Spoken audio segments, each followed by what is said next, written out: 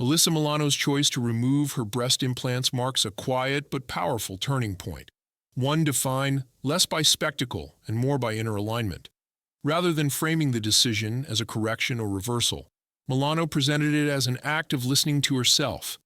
Over time, she realized that a physical choice she once believed served her no longer reflected who she had become. Letting go in this case was not loss, it was recognition. She spoke about the idea of false narratives, the stories we absorb about what makes us desirable, successful, or complete.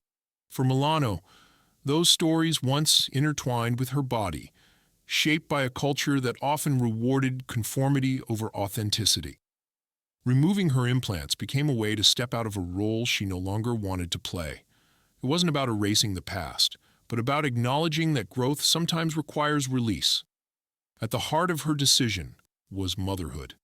Milano shared that she wanted her daughter, Elisabetta, to witness self-acceptance not as a slogan, but as a lived experience.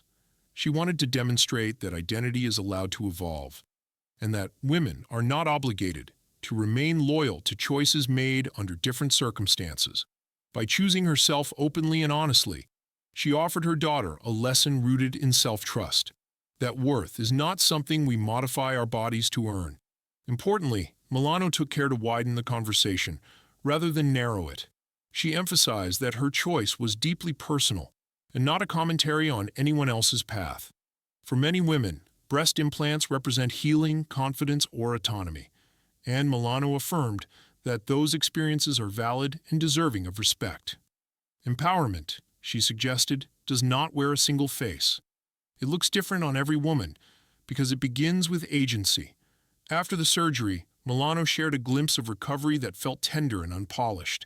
She described resting, being cared for, eating food prepared by her mother. These details mattered, not because they were dramatic, but because they were human. Healing wasn't framed as triumph or toughness, but as softness, patience, and gratitude. Friends and colleagues offered messages of support, reinforcing that vulnerability, when shared honestly, often invites connection rather than judgment. Milano also reflected on the environment that shaped her early career. Coming of age in Hollywood during the 1990s, she encountered an industry that frequently reduced young women to surfaces and expectations. Roles were limited, narratives narrow, and the pressure to be seen in a particular way was relentless. By naming this history, she contextualized her earlier choices without condemning herself for them. Survival, after all, often looks like adaptation. Now, Milano stands in a different relationship with herself, one defined by clarity instead of performance. She described this chapter as a return, a settling into something more truthful. The decision to remove her implants symbolized a broader reclamation of body, voice, and story. In declaring herself authentic, she wasn't announcing arrival at perfection, but comfort in her own skin. Her journey resonates not because it prescribes a solution, but because it honors complexity.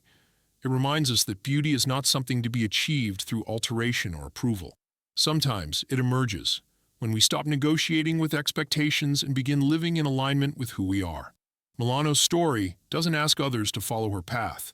It simply affirms that choosing oneself, in whatever form that takes, is always a meaningful